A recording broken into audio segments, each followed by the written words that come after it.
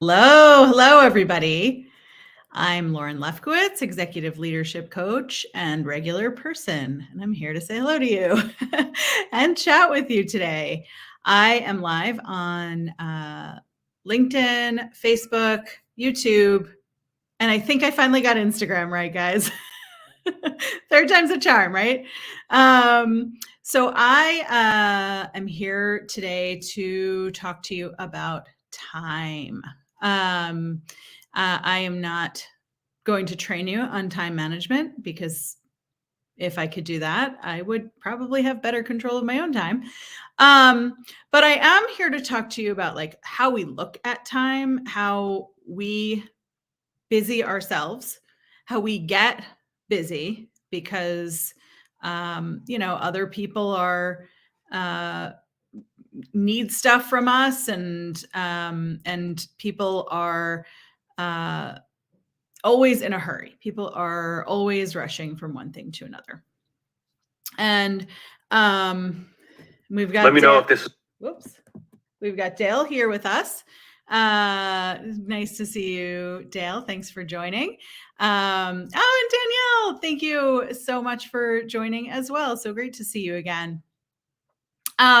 So I love for this to be an interactive conversation, and do bear with me on the technical side of things. I thought I had my Instagram all set up, and then I realized I couldn't see any comments. I've got my phone propped in front of my computer, and then I'm on StreamYard, which is where I'm coming to you for LinkedIn, YouTube, and Facebook. And I can see like several of me because I'm in a bunch of different screens. So I'm like a little bit confused by myself. But anyway, let's start talking about time. And where I want to start is really talking about like the hours we work and what goes into those hours and what those hours start to feel like. Hey, Kelly, thanks so much for joining. And like I said, I love comments. I love conversation. I will try my best to keep up with the comments and really build this into a conversation. I could talk all day, frankly, because I'm so excited about all of the subjects I talk about. But I have so much more fun when I'm in conversation.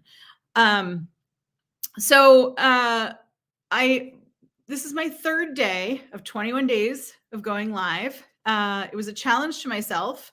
And part of it was a time management challenge because I convince myself pretty often that I don't have time to go live all the time. And recently I was thinking like, really? Do I really not have time? I have a lot of time on my hands these days because I control my own schedule. And I didn't always. If you're new to me, I was an 80 to 100 hour week worker. And if you haven't caught my first and second lives, they're in my profile. You can go take a look at them. And they'll tell you a little bit more about my workaholic people-pleasing background, which still exists. It's just under better management. I hired myself some new internal managers, and we do a much better job of managing me than we used to. So, if you're watching, if you're here, I've got some smiley faces from Praveen. Thanks for joining us. If you're here because of the topic of hours, I'd love to hear like what came into your mind when you saw that I was doing a live about the hours that we work and the busyness that we put ourselves into.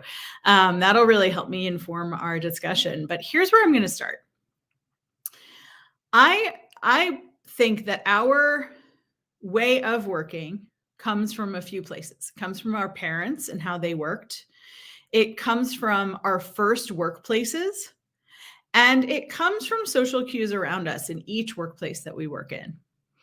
And the more we establish ourselves as leadership, the more we have the opportunity, responsibility, and in some cases, the fault of encouraging ourselves and others to work a lot of hours or how to use our hours. And so I grew up in a household where both of my parents worked hard. My mom had a commute, a very early commute. And then she would come home and run us to activities and make dinner and, wake up the next morning and have the same sort of pressured time. So while her days were predictable, she was an English teacher. While her days were predictable in what classes she had, who was going to be in her classroom, and that sort of thing. And there wasn't the kind of overtime that you necessarily see in a corporate setting, although teachers do way more overtime than they're given credit for. So there was always like lesson planning at home, and she covered classes and things like that. But her day was condensed into a schedule because there were other people who were coming into her classroom for whom she had to be there at the time that the bell rang. My dad is an electrical engineer by trade and worked in a lot of startup environments, and there were hustles, right? There were times when he was late for dinner or worked on Saturdays and that sort of thing. So that's what I grew up in. And for me, that informed me, for better or for worse, that when you go to work, you work very hard, you take it very seriously, and you work until you are sort of like released from work. And I think that's very typical of the boomer generation.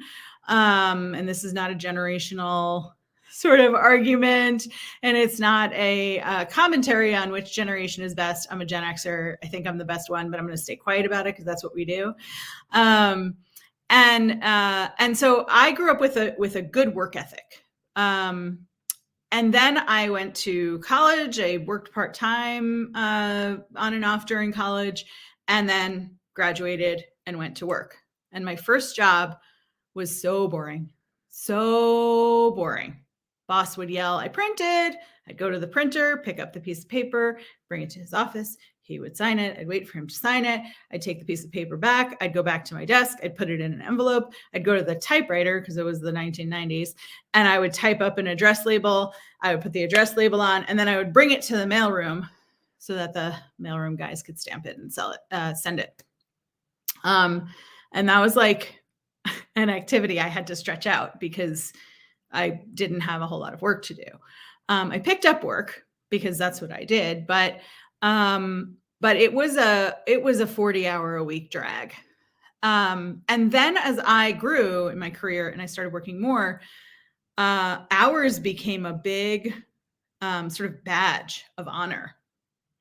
That if you were going to be successful at that job, at that next company, you were going to show your face on Saturdays, at least 2 Saturdays a month. You were going to be at work until 6, even no matter what time you came in. If you came in at 7, if you came in at 8:30, you were going to be at work until 6. And Kelly says Gen Xers work 24/7. It all bleeds.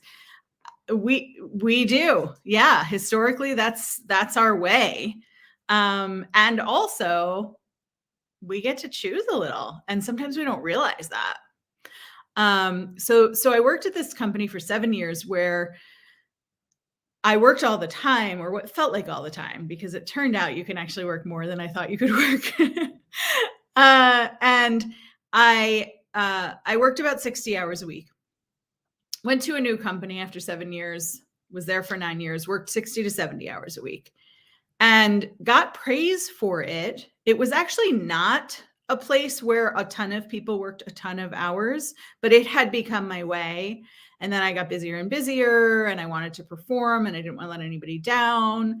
I mentioned this yesterday, but I also lived with chronic illness for a bunch of years, and I still live with chronic illness. I live well with it now, but I lived not as well with it for a bunch of years. I didn't want anyone to know I was sick, so I doubled down on working hard. And Danielle says, we Gen X get forgotten, but we are the game changers. Yeah, we are. Thanks for that acknowledgement. And I'm guessing that you're Gen Xer also. So thanks for your work. I appreciate you.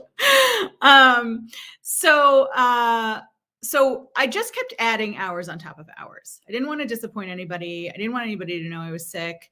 I got invited to do stuff, and that was cool. So I just did more and more. And then I moved to the last company I worked for, where I was for 6 years. And I knew I was walking into sort of a blank slate. Never had HR before, and I was given total freedom to just build an HR department.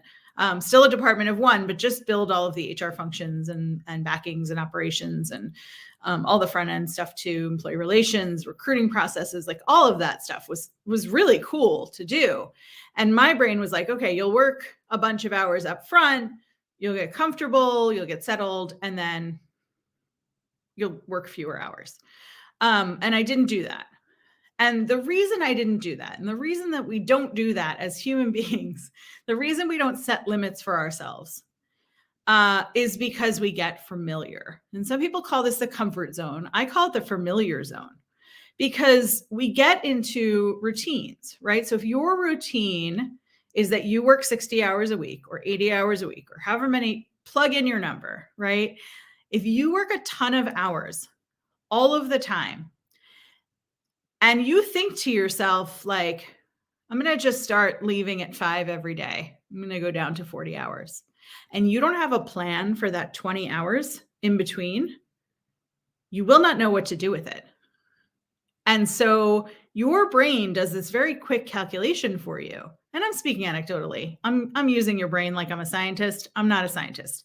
I'm a person who knows a lot of people and have spoken with a lot of people about a lot of things. But your brain tells you, don't work less because you'll have nothing to do. And if you have nothing to do, people will think you're lazy, or they'll think you don't care. They'll think you're not passionate. And then nobody's going to trust you. Nobody's going to give you anything to do. And Kelly is responding to Danielle. Yes, being on both sides of the digital divide gives us a competitive advantage. Absolutely. I know tons of stuff up until Snapchat. And then like my technology just sort of flatlined. I can get by on some of the newer technology, but it's like deep concentration for me to learn it.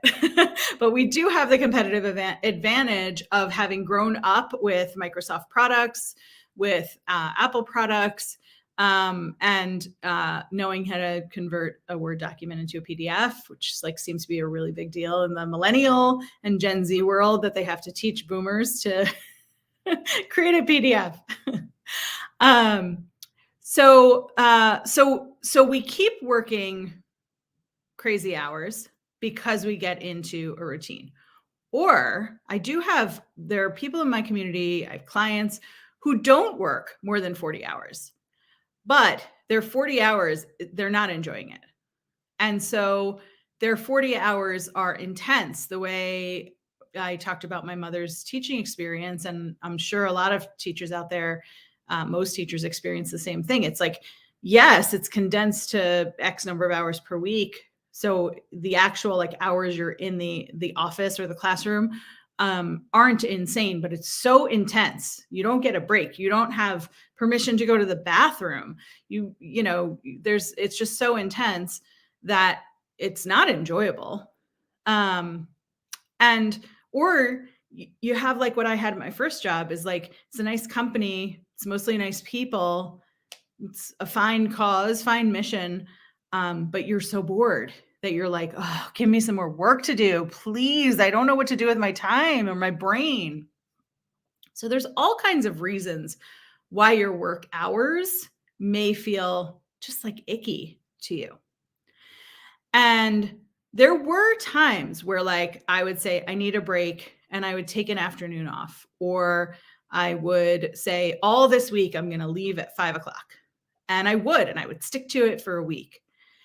And mostly I just sat and watched TV during that free time, which also I'm not bashing TV. I love television. I'm like a really avid binge watcher. And if that could go on my resume or like be a hireable thing, I would love to just be a TV watcher. But Nielsen Ratings has not hired me yet. But if they're out there and they're looking for a TV watcher, I could be your person. But anyway, the difference though between using the hours for TV as I don't know what else to do with myself versus using the hours for TV versus for like I am choosing to watch TV are two very different feelings. And what I hear a lot from people, and I've experienced this myself, is if I change the way I work, if I change the hours I work, if I change the job and how challenging it is for something more or less challenging, for something more or less or fewer hours, gotta get my grammar right, for something more or fewer hours, then I won't know how to handle the rest of my time. So I'm going to stay here. And that's that familiar zone I'm talking about, and or that comfort zone, right? It's like we've been wrapping this warm, comfy blanket around us for all of this time, being in the things that we have grown to know and the things that we know for sure. So I can count on working all the time, or I can count on only working 40 hours a week, and it's going to be boring as heck, but I'm going to do it because that's what I do. And I don't know how to get into another job or another career or ask for more work or ask for boundaries or whatever it is. So we just sort of like live in this place where we settle into our hours. And so we've got this warm, cozy blanket wrapped around us, and it's the known. It's so familiar. We know what to expect. And even if we know we're going to get surprises, at least we know we're going to get surprises. Even if we know our boss texts us at 3 a.m.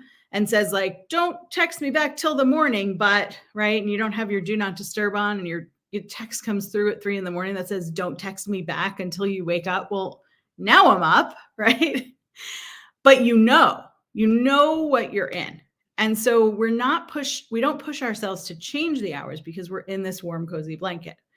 But what happens with this warm, cozy blanket is it starts tattering. It starts unraveling. It starts getting holes in it.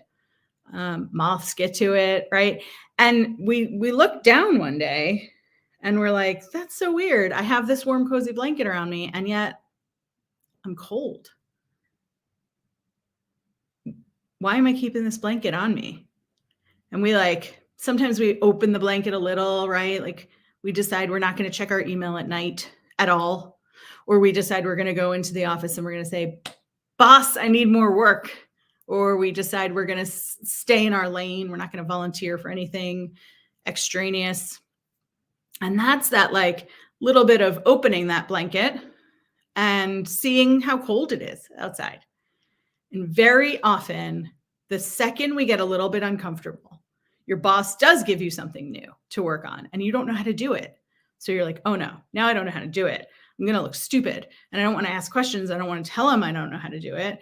I don't want to tell her I can't figure it out. I don't want to ask my boss for help because they're going to think I'm an idiot and they're going to be sorry they gave me the extra work. Or I can't say no because I said yes last time. And if I say no this time, then I'm going to look uncooperative and not helpful, right? So you've opened that comfy blanket a little bit and you're like, nope, it's better in here. I'm going to stay wrapped up in this cozy, cozy blanket. And what happens when you're wrapped up in this cozy, cozy blanket that is now tattered and full of holes and unraveling, and like you're tripping over the frayed edges, is you're no longer okay with it, but it's all you know. So you're going to stick with it. And so people stay in jobs for years and years and years. And ours is only one of the many things that can be wrong with our jobs. And we say to ourselves, like, I need better time management. I need to get more organized. I need to set boundaries, or I need to ask for more, or I need to, like, no matter what, not check my email at night, but except I'm just going to check it like once or twice and make sure nothing has blown up. And so we don't like the balance of hours, whether it's too much, too little, too boring, too busy, whatever it is.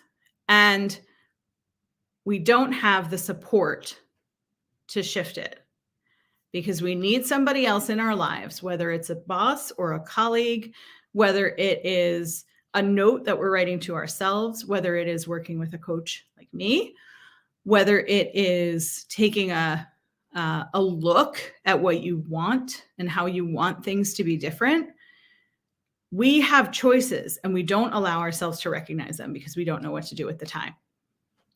So when I was working 80 to 100 hours a week and I realized I didn't want to do that anymore, I started working my way down with the help of my own coach, started working my way down from 80 to 100 hours a week. The very first thing that I did was I made a commitment to myself that I was not going to check my phone for 15 minutes after I woke up, because I had this habit, the habit we all get into. It's in our comfy blanket. It's what we know. It's our familiar. My familiar habit was wake up, immediately open my phone, check my email, check for new calendar appointments, check to see if I'm now double booked, reschedule some stuff, respond to the urgent things, and then like go walk the dog.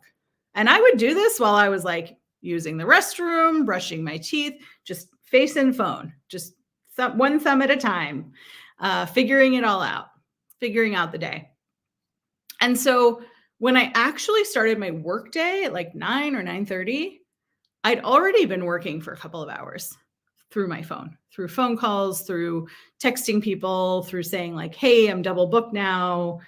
I don't know which one to do, or can you cover me in this one and give me notes?" So I was juggling my day from the second I woke up, and taking that 15 minutes under guidance. Like I couldn't have decided to do it on my own. My coach really helped me figure out where there was time, because the first thing that we even talked about was there is no time, right? She didn't say that. I said that. But I said, like, there is no time. I wake up, I start working, I work all day. I take breaks to like get the dog handled, prepare some food, and then come back and like sit down and eat while I work. I would, take my laptop home with me at night when I worked in an office, and I would check email as I got into bed at night. And so I created this cycle for myself. Nobody was telling me that I had to be checking email. And I know there are workplaces where they do tell you. And I know that as a leader in that organization, as an executive, that I perpetuated this like badge of honor of working a lot of hours. I didn't ask it of the people who reported to me. I didn't ask it of my colleagues, but because I was a leader there, I made it okay. And I made it like pretty normal for people to be working at all hours. And that's something that I wish I would have done differently, and that I did start doing differently before I left my corporate life to start my business full time. And so that 15 minutes in the morning that I took to just not check my phone, I gave myself a different assignment, which was when my alarm went off, I picked up a book. So before I even put my glasses on my face, I had a book in my hand, because it was something else to do with my time, right? Because I mentioned earlier, if you don't know what to do with your time and you cut down on your work hours, you still don't know what to do with that time. You have to have a plan. You have to have opportunities for yourself to use the time differently. Otherwise, your default is going to be, well, there's nothing for me to do during that free time, so I may as well just work. And then you go back. And that's what I used to do. That's what my clients come to me having started to do. And so for a week, I didn't pick up my phone for the first 15 minutes of the day, and I picked up a book instead. I don't even remember the book. I just remember the impact of the book, which was, I want more time to read. Because anytime I had to read a book for anything, I was cramming it the night before and doing the old speed read and catching the big points. And what I found with the 15 minutes in the morning was I had something else to do that wasn't my phone. My hands in particular were occupied. And I was actually like learning something. I don't remember what the book was, but it was a business book for my own person. It was like a personal growth business book. And I was like, I went back to my coach and I was like, I want more of this time thing that seems to exist. And then I worked too quickly. And I got myself down from 80 to 100 hours a week to 60 hours a week pretty fast. It was a combination of some projects coming to an end and me not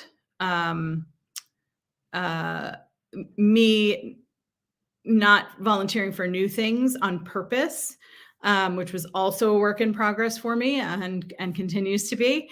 And I went back to my coach and I was like, get me more of this time. And so we started working in pockets of time that were just for me. But what happened was I got myself down from 80 to 60. And then I was like, I don't I don't like this, because I realized I didn't have any hobbies. I didn't have it was at the time I was doing this, it was the beginning of the pandemic. So nobody was going anywhere. And, I was on Zoom calls all day. The last thing I wanted to do was be on Zoom calls all night. Now that I've gotten used to Zoom calls, I could be on Zoom calls 24/7, and I love it. I'd rather look at somebody's face than be on the phone. And I'd rather look at somebody's face on Zoom if I can't be with them than not be with them at all. So I'm always up for the Zoom. Um, but I had to sort of figure out how I used my life, because I had used so much life for work. And so if you're watching and you're listening and thinking like, I work insane hours, I don't know. I don't know if there's a problem with that. I don't know if I want to do that. Part of the thing we lose when we work crazy hours, or when we're bored at work, but we're like in the hours of work. And so it takes our brain space, it takes our energy space. Um, is that we don't have the headspace to decide if it's okay with us or not. We get into this work, sleep, repeat routine. We get into this habit of telling ourselves it's all fine, it's fine, it's fine, it's fine. So we don't give ourselves the headspace or the energy. So my challenge to you, if something you think about is time, I don't have time for my friends, I end up canceling plans because I can't get out of work on time, or I have too much time on my hands and I just watch TV, or I just sit and eat, or I just keep reorganizing the same closet over and over, whatever it is that you aren't happy to be using your time for. I want you to spend some time thinking about that. So here's my challenge to you. When we get off this live today, at some point today before the day ends, I want you to set a timer for 5 minutes. Just 5 minutes. And I want you to do it for 5 minutes for a reason. One, so you don't agonize over it over the next 3 days and say like, oh, Lauren gave me this assignment. I'm acting like I have all this power over your lives. But you're not saying, like, oh, Lauren gave, oh, I should do this. Oh, I really should. But I want you to set a timer for 5 minutes so that you're not agonizing over it. You're not just thinking about like, oh, it's a thing I have to do. And also to have the time constraint where you can consider something without then like obsessing over it, right? We don't want to make this a thing. I don't want you coming to these lives and being like, Lauren has given me all kinds of things to think about, and now I can't stop thinking about anything, and I don't know how I'm going to live my life anymore. But I want you to sit down for 5 minutes and just make a list of the things you enjoy doing at work. And I want you to spend 4 of the 5 minutes doing that. And I want you to spend the 5th minute looking at that list and thinking about how much of your time it takes up. Like, what percentage of your time do you get to do that work? If you find that 80% of the time you're doing work you love, and you also are a person who like enjoys working and likes working long hours, there is absolutely nothing wrong with that. Congratulations. And I've been there. When I joined my last company that I worked for and I was working 80 hours a week, I was having a blast because I was building new things. I was excited.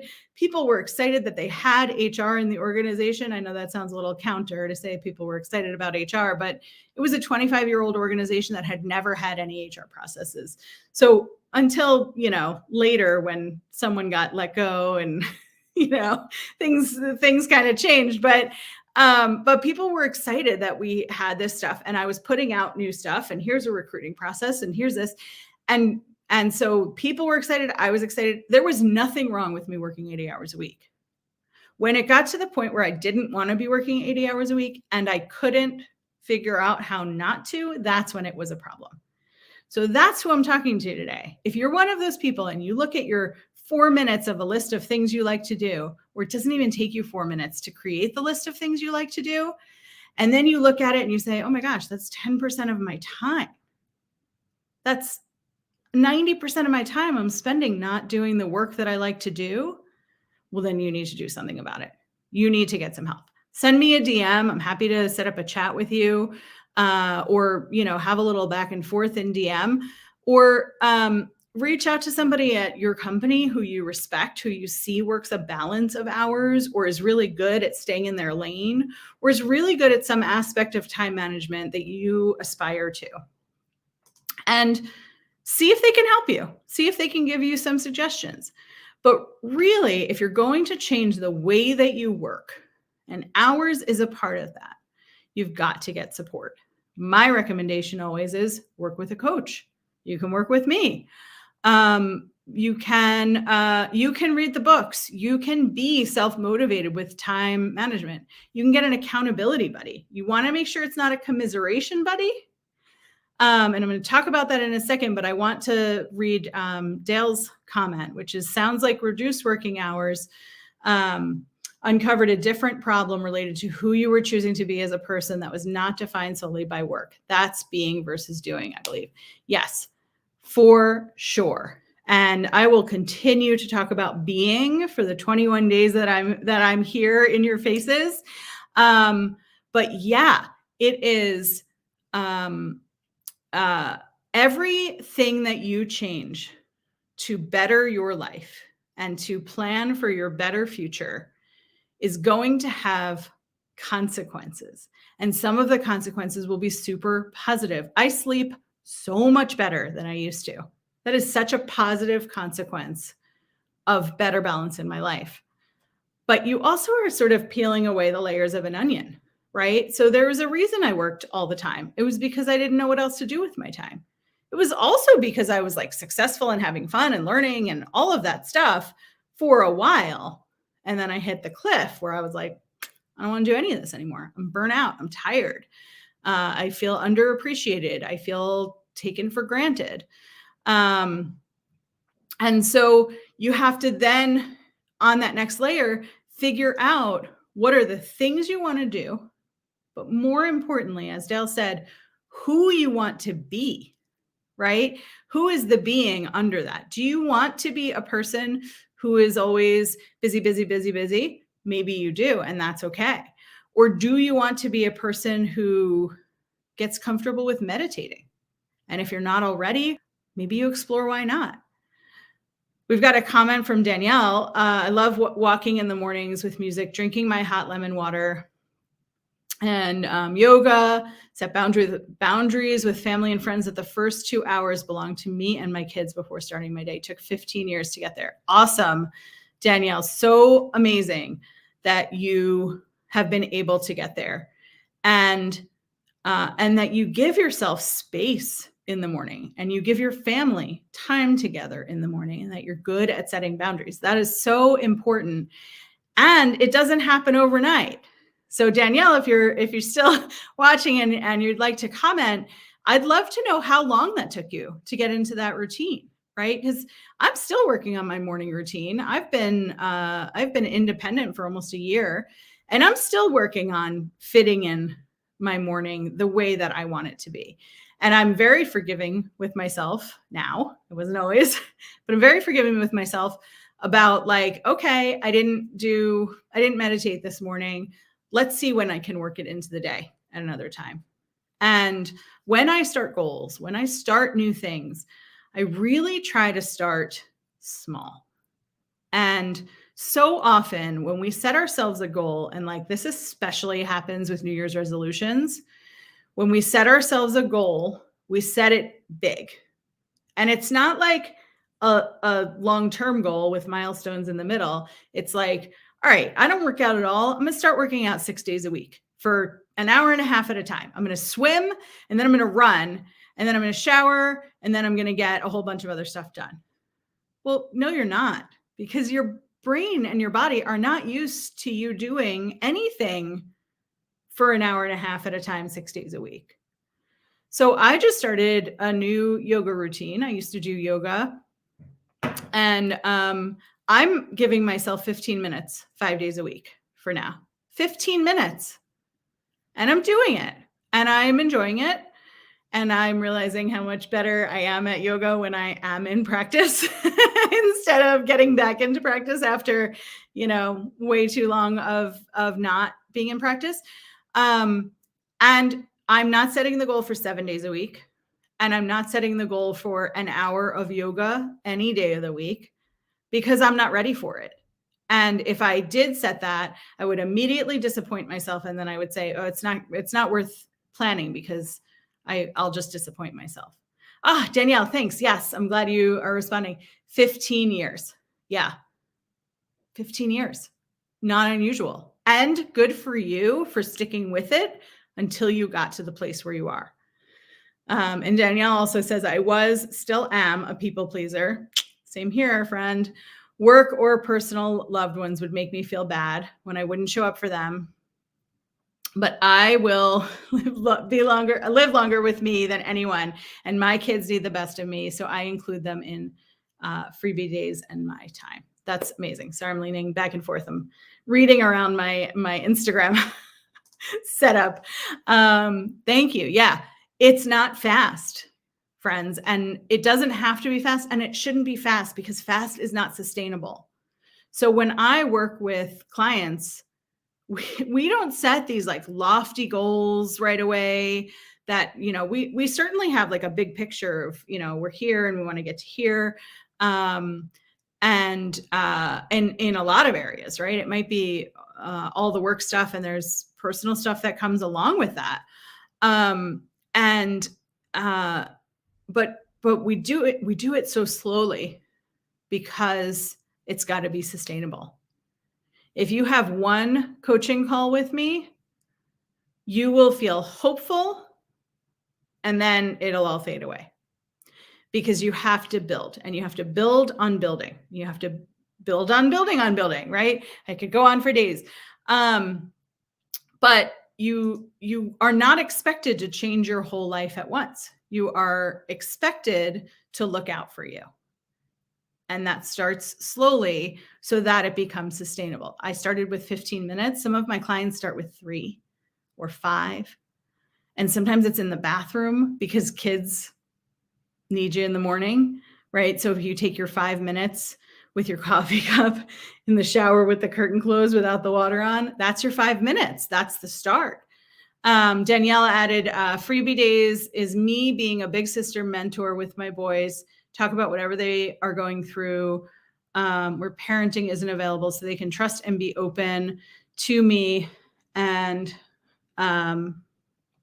me for them. And what happens on freebie days don't show up. What happens on freebie days don't show up outside that day unless it happens outside of freebie days. Nice, really nice. Danielle, that's wonderful. Danielle, Dale says, Danielle, I wonder how best of me is related to my best self. Interesting question. And then we've got Susanna. Thanks for commenting. Totally relate to people pleaser. Trying to work like I'm not a parent, and parent like I don't work is rationally impossible, yet still my default expectation. Such a great point, Susanna.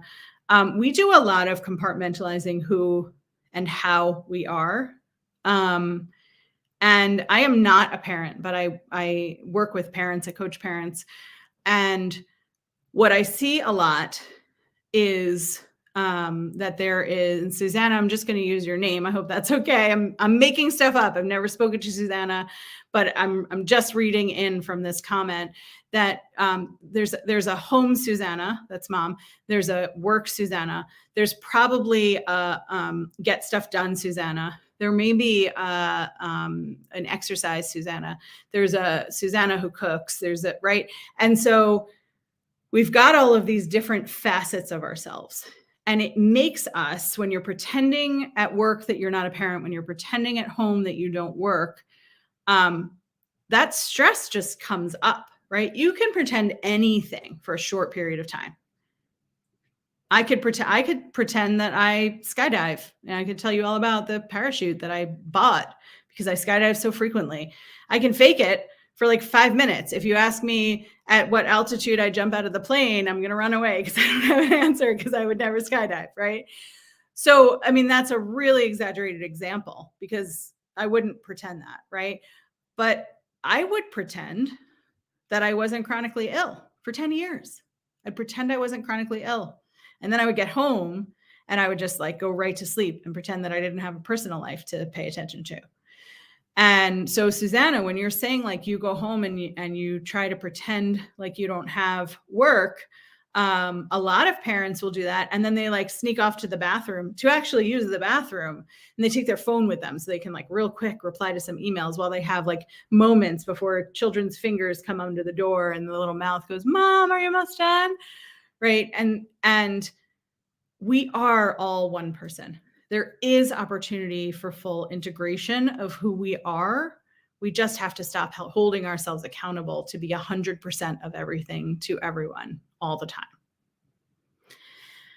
On that note, I am going to close for today. I'm going to be here for 17, 18 more days. I'm not great at counting, but today's day 3. So 18 more days in a row as my self-challenge to put myself out here with you and really get to know the people who are in my network. A few of you sent me DMs already, and that is awesome. I'm going to be replying to DMs today. I couldn't get to everything yesterday. And just keep them coming. If there's a topic that you want to talk about, if there's something you want to dig into, you know, my way is that I want to talk about everything. I've been the executive who kept tight lips and made everything look like it was okay while I was sort of dying inside. And that's how so many of my clients feel. And that is what I want to do. I want to be real. I want to have the real conversations.